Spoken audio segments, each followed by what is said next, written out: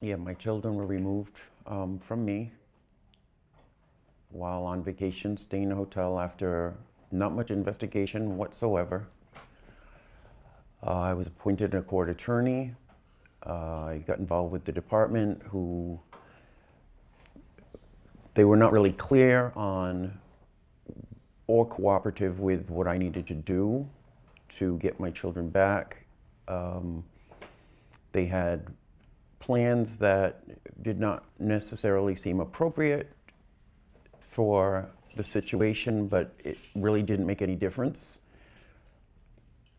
There was not much guidance as to how to accomplish what they required, how to get my children back. The court-appointed attorney was completely, if not working for me, maybe even working against me. I was like a fish out of water, just wanting my children back and not really having any guidance how to get there, and knowing that they were getting further and further away from me as I just was trying to go through the motions with no direction, until I finally saw the light and started seeking out an attorney who could accomplish what I needed, which was to work to get my children back. And so that's when I contacted Attorney Seaver, and he put a plan together to go, first of all, to navigate how to fulfill the requirements that the department was asking for, how to present that to the different attorneys, the child's attorney, the department's attorney, to get it before the judge, to go above and beyond, to leave absolutely no stone unturned to get my children back. My court-appointed lawyer basically showed up for court. If I discussed with him certain things that the department was requiring of me that weren't appropriate because of false accusations, I was told to do drug tests and go to AA meetings and Narcotics Anonymous meetings when I didn't have a drug or alcohol problem.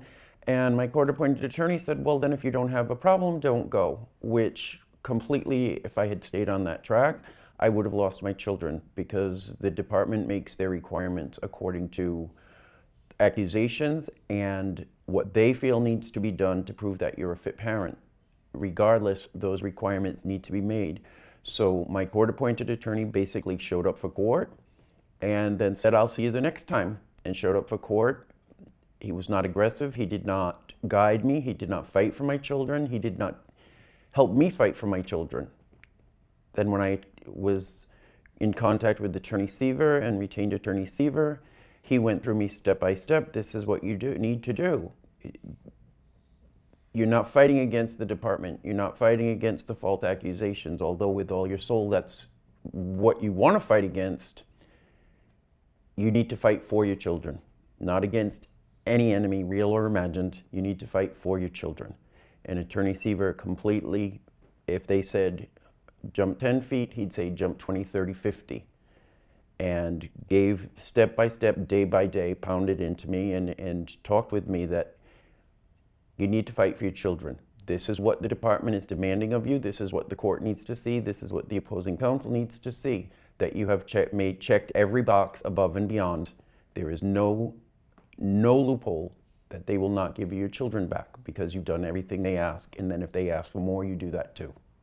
I looked on the internet. I looked for attorneys against DCF, attorneys that had experience in dealing with the department and the courts, family law especially, that had a track record of winning people's children back, helping people get their children back. I interviewed several attorneys.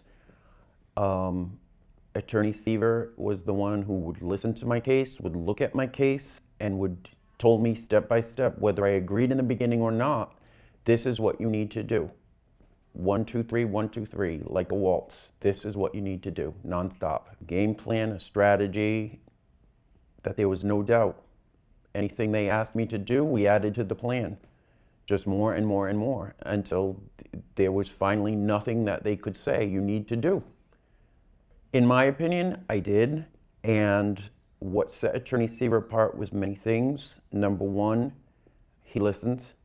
He maybe did not agree. We maybe did not see eye to eye, but he listened. And when we didn't agree, he'd listen again. And when I was getting what he was saying, little by little, he was getting what I was saying. And I can't speak for everybody and anybody, but I think when people are in a position where their children are taken, there's a somewhat of a misunderstanding or a misconception of what you need to do and what the goal is. And you need to get to a place where you understand what you need to do and what the goal is. And with Attorney Seaver, the goal was the same. We met where the strategy was and understood each other to get to that point. And some other attorneys that I spoke to said, I'm going to help you get your children back, but they didn't tell me how, and they didn't listen to how they were taken in the first place and what I was going through. And that set Attorney Seaver apart and made the difference. I would rate Attorney Seaver 100 plus, 10 times 10. He taught me how to get my children back. He walked with me through the process. We laughed, we fought, we cried every step of the way. He empathized with what I was going through and would get me to the place where I needed I needed to understand how to go through the process. Attorney Seaver showed up for absolutely every court appearance, every foster care review, every additional aspect that I had, such as the child's attorney coming to my home, certain parts of the process where I needed the legal assistance and the confidence of having my attorney with me. Attorney Seaver was there with bells on, with assistance, 100% to support me through this process and give me the confidence and the backup that I needed. Attorney Seaver resourced and delegated to other professionals who are above and beyond, great in their profession for every different aspect of my case. If we needed an expert on a certain situation, Attorney Seaver found the best possible expert to, again, check the box on what I needed to accomplish the goal of getting my children back, to making the department understand that I would do every and anything above and beyond. I would go to experts. I would do things that they did not require to prove that I deserved to have my children back. And it was only through Attorney Seaver that I could do this, because I could not have found those professionals and resourced and delegated on my own to accomplish what I needed to accomplish. My court-appointed lawyer, when I came, as I would say, it pushed a shove and said, I don't think you're representing me accurately and professionally and properly and effectively, he agreed and stepped down without even a blink. So even he himself knew that he was not doing for me what needed to be done. The courts, the opposing attorneys, the social worker, the social working supervisor treated me with a demeaning manner, as less than, absolutely with no respect or regard. And I have to honestly say, they treated Attorney Seaver quite similarly, with no respect or regard initially. But slowly, as we checked the boxes and showed up and appeared and did not sink to a level of anything other than above and beyond, and I'm a good parent, I deserve to have my children back, and this is where we're going, despite any treatment or any obstacles put in our way. And slowly the tides turned and we came out ahead, and there was the utmost respect in the final and in the end phases that made everyone else kind of really look bad. And Attorney Seaver and our whole team that he put together and we worked with came up smelling like roses every single time. And everybody else looked like they were fighting over a football. Attorney Seaver remained professional, confident, and courteous throughout the entire process, despite being treated quite the opposite. Being disrespected, the tactics and the level opposing counsel and the department, and even at times the judges, sunk to, Attorney Seaver never ever wavered from being beyond reproach. Very respectful, very professional.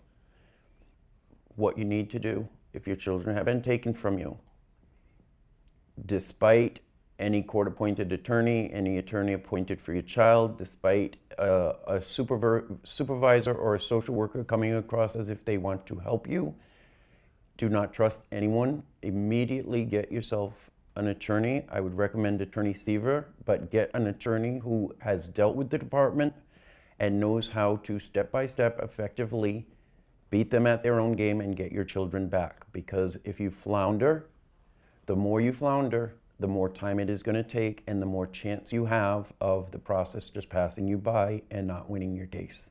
If you are involved with DCF on any level, pick up the phone, run, do not walk to Attorney Seaver's office and get yourself going on what you need to get your children back and put this behind you. No matter what kind of case you have, if you are dealing with the department and you need to fight for your children, whether you've been falsely accused, accurately accused, craziness, or complete honesty, whether this has deserved to happen to you and you need help, or whether it is completely out of the blue wrong, it doesn't matter. You need an attorney who knows how to navigate through the process and get your children back. You need to fight for your children with Attorney Seaver, not against DCF, not against the system. Attorney Seaver absolutely helped me fight against DCF, and I do not think that my children would have been returned to me. Absolutely not if I had stayed with the court-appointed attorney, and I can't even say if I had gotten another family attorney that I would be here today with my children unified with me. Attorney Seaver taught me the steps to successfully fight for my children and overcome the obstacles of DCF. When I first became involved with DCF, when my children were removed from me, I was overwhelmed. I did not know where to turn. I did not eat. I did not sleep. I did not know how to get out of my own way to find the path to getting my children back. I found that path only with Attorney Seaver. Even with my court-appointed attorney, I was not guided by anyone. The department obviously did not help me. They said, you need to do this, and good luck. And my attorney said, well, if you don't think this is what you need to do, don't do it, and good luck. And I had nowhere to turn until I found Attorney Seaver, who taught me how to fight for my children and navigate through what the department was putting on me and what the courts were expecting and requiring. I was completely in the dark. Attorney Seaver answered the phone every time I called me every time he had questions. There was an open line of communication 24/7 from day one and beyond. I had Attorney Seaver's personal cell phone. He learned to text during the time that he was retained by me. I had texts, I had email to him. I had email communication with his entire staff. I had his staff's text message numbers, their private phone numbers. Day or night, weekends, weekdays, holidays, did not matter. I was never, ever in a position where I was not in communication or did not have the ability to reach out and get answers or get support at any time. My court-appointed attorney gave me an office phone number. He was hardly ever in the office. Whoever answered the phone, a secretary, receptionist, whatever, did not know anything about my case, could not help me, would take messages. I would wait days to get a call back. Absolutely no communication, no support with my court-appointed attorney. So my case was very, very involved. Many aspects. I contacted civil rights lawyers. I contacted criminal lawyers. I contacted other types of family lawyers that did wills and trusts and that type of thing, because all these aspects were touched upon or part of my case. But the reason that I hired Attorney Seaver, retained Attorney Seaver in the fight to get my children back, was because I felt dealing with DCF was, through my own research and reading and understanding and experience, extremely specific. There's a specific jargon, there's a specific set of requirements that, yeah, there is the legal aspect. You do need an attorney, you do need a lawyer, but you need someone who specifically walks that walk, talks that talk, and knows how to get through the minefield of DCF, and exclusively and particularly DCF, because a family lawyer who does divorces and wills and trusts or any other type of thing does not have the tremendous stone to roll uphill, so to speak, of what the department will bombard someone with to fight back for their children. Someone who specifically has the niche of dealing with DCF is the one and only attorney, and again, I would say Attorney Seaver, that you need, because the rules do not apply as they apply to family law in the big picture. They're very specific. Persistence became perseverance, which is what is needed more than persistence. Anyone can be persistent. A fly is persistent. It is not necessarily effective. Perseverance is what is effective. He listened to me. He understood some of what I was going through, and when he didn't, he was not afraid to say, you know what, the emotional, the clinical aspects, you've got professionals for that on your team because it is required that you do have psychological evaluations and things such as that. There are lots of emotions involved, and Attorney Seaver is there to support and again, to delegate and say, you have a team here. We've put together a team. I'm here to support you, and you have other people that can help you along the way, and we work together. Pieces of the jigsaw puzzle all need to fit. Attorney Seaver advocated for me.